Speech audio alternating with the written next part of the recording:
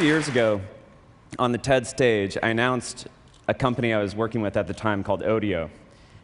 And because of that announcement, we got a big article in the New York Times, which led to more press, which led to more attention, and me deciding to become CEO of that company, whereas I was just an advisor, and raising a round of venture capital and ramping up hiring. One of the guys I hired was an engineer named Jack Dorsey. And a year later, we were trying to decide which way to go with Odeo. Jack presented an idea that he'd been tinkering around with for a number of years. It was based around sending simple status updates to friends. We were also playing with SMS at the time at Odeo, so we kind of put two and two together. And in early 2006, we launched Twitter as a side project at Odeo. Now, it's hard to justify doing a side project at a startup where focus is so critical. But I had actually launched Blogger as a side project in my previous company, thinking it was just a little thing we'd do on the side. And it ended up taking over not only the company, but my life for the next 5 or 6 years. So I learned to kind of follow hunches, even though you can't necessarily justify them or know where they're going to go. And that's kind of what's happened with Twitter time after time. So for those of you unfamiliar, Twitter is based around a very simple, seemingly trivial concept. You say what you're doing in 140 characters or less, and people who are interested in you get those updates. If they're really interested, they get the update as a text message on their cell phone. So for instance, I made Twitter right now that I'm giving a talk at TED. And in my case, when I hit send, up to 60,000 people will receive that message in a matter of seconds. Now, the fundamental idea is that Twitter lets people share moments of their lives whenever they want, be they momentous occasions or mundane ones. It is by sharing these moments as they're happening that lets people feel more connected and in touch, despite distance and in real time. This is the primary use we saw of Twitter from the beginning, and what got us excited. What we didn't anticipate was the many, many other uses that would evolve from this very simple system. One of the things we realized was how important Twitter could be during real-time events. When the wildfires broke out in San Diego in October 2007, people turned to Twitter to report what was happening and to find information from neighbors about what was happening around them. But it wasn't just individuals. The LA Times actually turned to Twitter to dispense information as well and put a Twitter feed on the front page. And the LA Fire Department and Red Cross used it to dispense news and updates as well. At this event, dozens of people here are twittering, and thousands of people around the world are following along because they want to know what it feels like to be here and what's happening. Among the other interesting things that have cropped up is many things from businesses, from marketing and communications and predictable things to an insanely popular Korean barbecue taco truck that drives around LA and twitters where it stops, causing a line to form around the block. Politicians have recently begun Twittering. In fact, there's 47 members of Congress who currently have Twitter accounts, and they're tweeting, in some cases, from behind closed-door sessions with the president. In this case, this guy's not liking what he's hearing. The president himself is our most popular Twitter user, although his tweets have dropped off as of lately, while Senator McCain's have picked up, as of this guy's. Twitter was originally designed as pretty much a broadcast medium. You send one message, and it goes out to everybody, and you receive the messages you're interested in.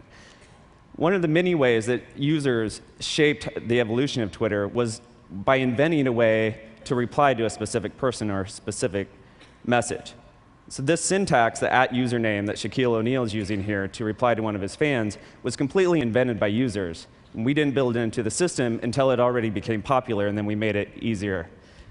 This is one of the many ways that users have shaped the system. The other is via the API. We built an application programming interface, which basically means programmers can write software that interacts with Twitter. We currently know about over 2,000 pieces of software that can send Twitter updates and interfaces from Mac, Windows, your iPhone, your BlackBerry, as well as things like a device that lets an unborn baby Twitter when it kicks, or a plant Twitter when it needs watered.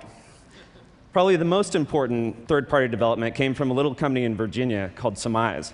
Samia's built a Twitter search engine. And they tapped into the fact that if you have millions of people around the world talking about what they're doing and what's happening around them, you have an incredible resource to find out what's happening among any topic or event while it's going on. This really changed how we perceive Twitter. For instance, here's what people were saying about TED.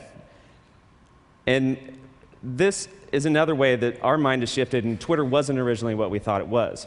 So we liked this so much, we actually bought the company and are folding it into the main product. And this is not only lets you view Twitters in different ways, but it introduces new use cases as well. One of my favorite is what happened a few months ago when there was a gas shortage in Atlanta.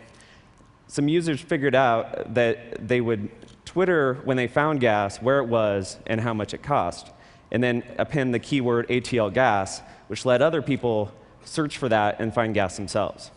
And this trend of people using this communication network to help each other out goes far beyond the original idea of just keeping up with family and friends.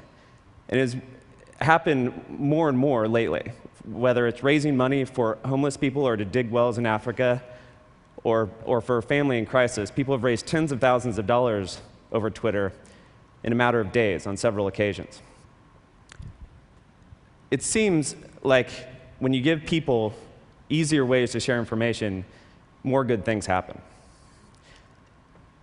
I have no idea what will happen next with Twitter, but I've learned to follow the hunch, but never assume where it will go. Thanks.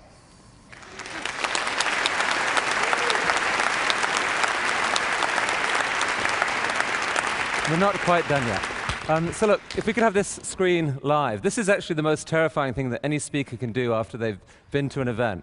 It's totally intimidating. So this would be the Twitter search screen.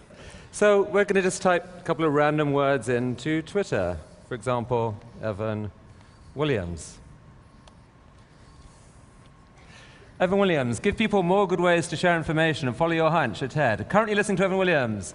Currently listening to Evan Williams. Oh, Evan Williams is just dying on stage here at TED. Worst talk ever. Nice, thanks. Just kidding. So, it's like.